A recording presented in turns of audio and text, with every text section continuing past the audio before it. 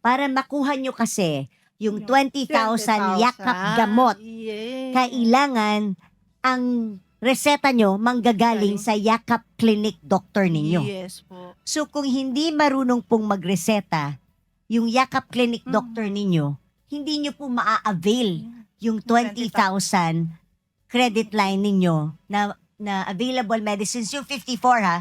Ulitin ko yung 21 medicines, makukuha nyo yun sa inyong sariling yakap clinic.